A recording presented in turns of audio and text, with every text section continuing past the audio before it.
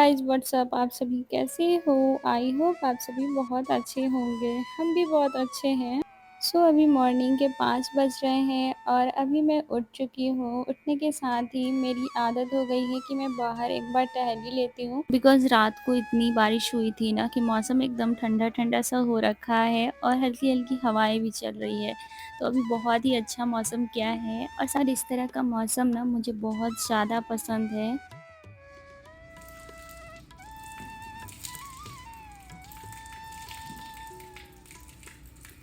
जब दिन की शुरुआत अच्छी हो ना तो पूरा दिन ही बहुत अच्छा जाता है। और अभी सुबह के 5 बज रहे हैं और बहुत ही अच्छा मौसम कर रखा है। हाँ जी, तो चलते हैं अब अपने कामों में लगते हैं। सुबह की शुरुआत हमारी किचन से ही होती है। तो बस अभी आ चुके हैं फ्रेश वगैरह होके और अब किचन को थोड़ा कर लेते हैं क्लीन। मेरी आदत हो चुकी है मॉर्निंग में कुछ भी हो जाए साफ़ सफाई तो होनी चाहिए किचन की, एक बार तो मैं कर ही लेती हूँ। और जब मेरे हस्बैंड चाय बनाते हैं ना तो थोड़ी बहुत तो चाय गिर ही जाती है। तो बस ऐसे ही हुआ था, शाम को कल मेरे हस्बैंड चाय बनाए थे तो गिर गया था। फिर ना मैं साफ़ सुथरा नहीं कर पाई थी, किया था पर उतना नहीं अच्छे से किया था, ऐसे ही हल्का फुल्का मैंने पोंछ दिया था। तो फिर ना इसे भी साफ़ सुथरा भी कर ली हूँ अच्छे से। और इधर मेरी गैस चूल्हा एकदम अच्छे से साफ़ सुथरा हो चुकी है। सुबह जल्दी उठने का एक फ़ायदा होता है कि काम ना आराम से हो जाते हैं, हमारे सारे काम पूरे हो जाते हैं। और बस अभी मैं कर लेती हूँ झाड़ू। मैं बारी-बारी से चीज़ों को ठीक करते रहती हूँ और फिर ना वो सारी चीज़ें ठीक करते-करते फिर मैं झाड़ू करती हूँ, जिससे कि ना चीज़ें सही हो जाती हैं और फिर ना आसानी से झाड़ू भी पूरा लग जाता है।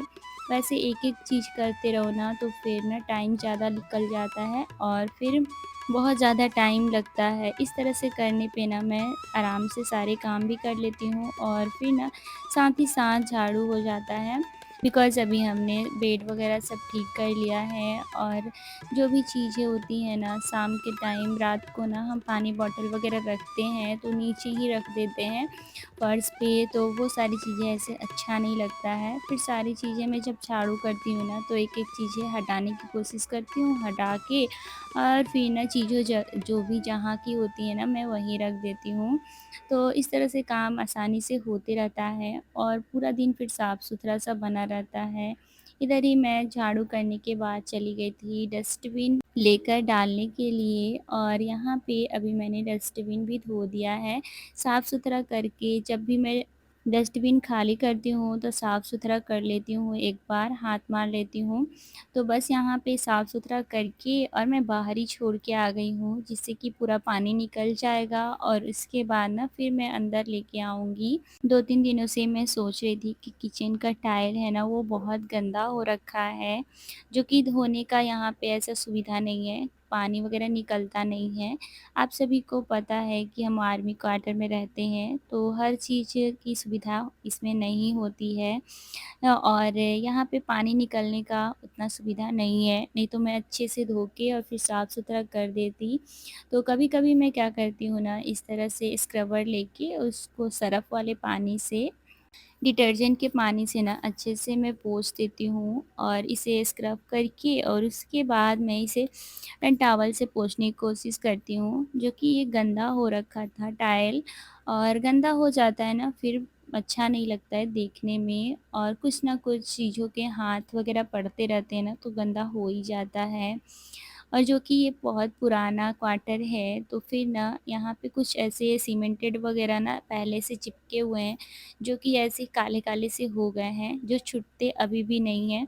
तो बस जितने छूट रहे हैं ना उतना मैं इसे छुड़ा देती हूँ, साफ़-सुथरा कर देती हूँ और अच्छे से फिर हाथों-हाथ मैं पोंछ दूँगी। एक मेरे पास ऐसे वेस्टेज कपड़े रहते हैं ना जो भी, तो उसी से मैं पोंछती हूँ, जो कि इसे पोंछने के बाद ना मैं फिर रखती नहीं हूँ या फिर धोती भी नहीं हूँ।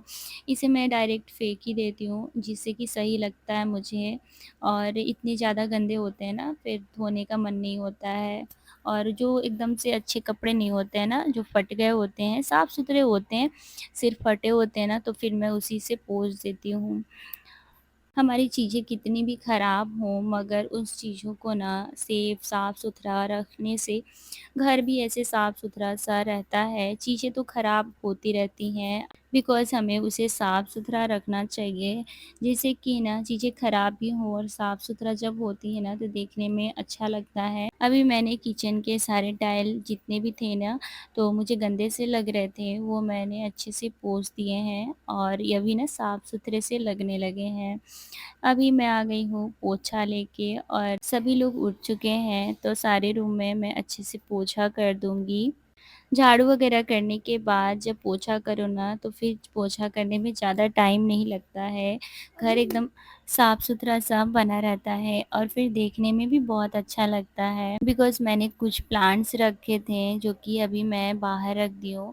2-3 दिनों पे ना प्लांट्स को थोड़े से धूप दिखाने होते हैं, जो कि कल मैं बाहर रखी थी और फिर बारिश आ गया, तो होता है ना कि चलो 1-2 दिन अभी और छोड़ देते हैं, थोड़ी अच्छे से धूप लग जाएगी, फिर मैं इसे अंदर लेके आऊँगी और देखने में बहुत ही अच्छा लगता है जब प्लांट रहते हैं घर में।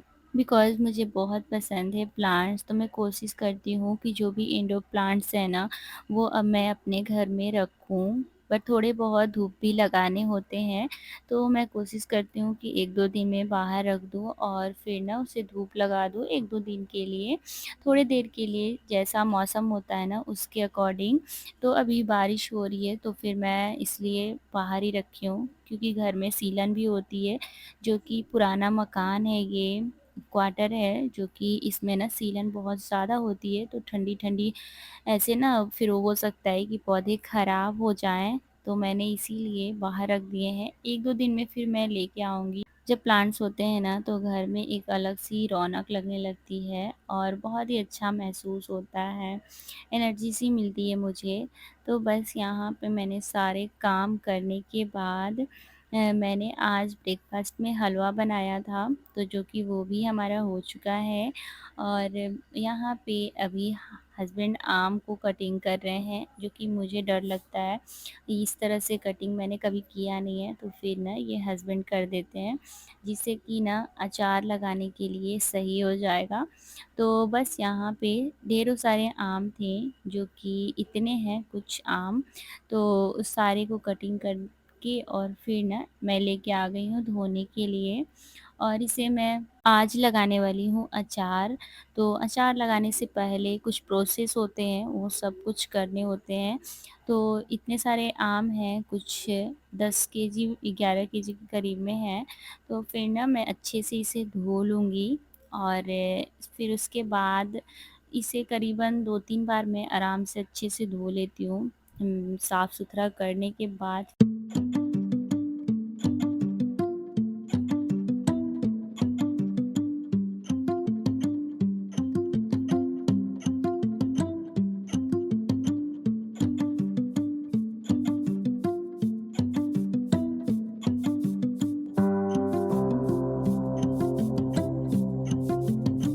मेरी स्नान ध्यान हो गई है और आ गई हूँ दिया जलाने के लिए।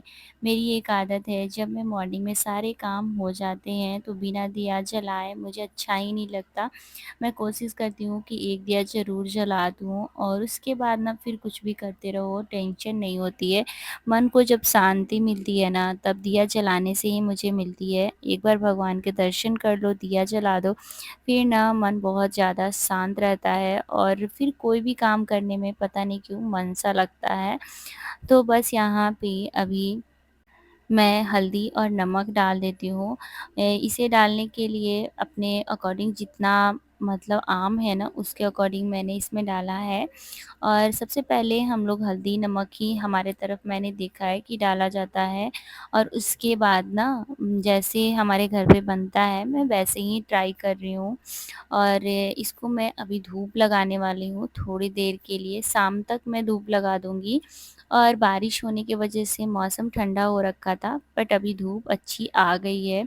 तो चलिए चलते हैं बाहर और आपको दिखाते हैं कि कैसी धूप आई है। तो यहाँ पे अच्छी खासी धूप आ गई है और यहाँ पे थोड़े बहुत मैं झाड़ू भी कर देती हूँ, जिससे कि ना आम डालने के लिए सही हो जाएगा। और इधर मैंने एक कपड़ा डाल के और फिर मैं इस आम को ना सारे को धूप लगाऊँगी। इसका मॉइस्चर निकल जाएगा ना तो फिर इसमें मसाला वग़ैरह मैं डालने वाली हूँ।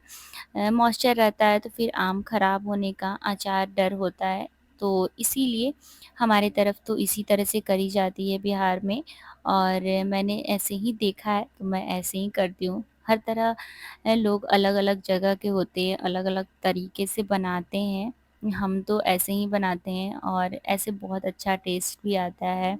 तो बस यहाँ पे मैंने झाड़ू कर लिया था, थोड़ा बहुत साफ-सुथरा कर लिया था।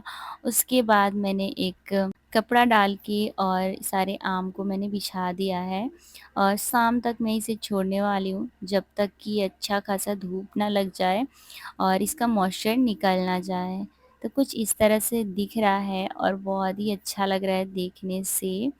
और खुशी मिलता है जब आप कोई भी एक्स्ट्रा काम करते हो ना और वो अच्छे से होता हो तो बहुत अच्छा लगता है। साथ ही साथ मैंने इधर कपड़े भी धो रखे थे तो वो भी मैंने नहीं डाला था। सबसे काम मैंने पहले अचार का रखा था कि आम मुझे डालना है, तो फिर मैं यहाँ पे सारे काम करने के बाद मैं आ गई हूँ कपड़े डालने के लिए और कपड़े डालने के बाद फिर मैंने साथ ही साथ ब्रेकफ़ास्ट भी कर लिया था। करने के बाद मैं आ गई हूँ किचन में और अब मुझे मसाला तैयार करना है शाम के लिए कि अचार में क्या-क्या डलेगा आम में। तो अचार का मसाला बनाना सबसे ज़्यादा इम्पोर्टेंट होता है और उसी से टेस्ट का पता चलता है।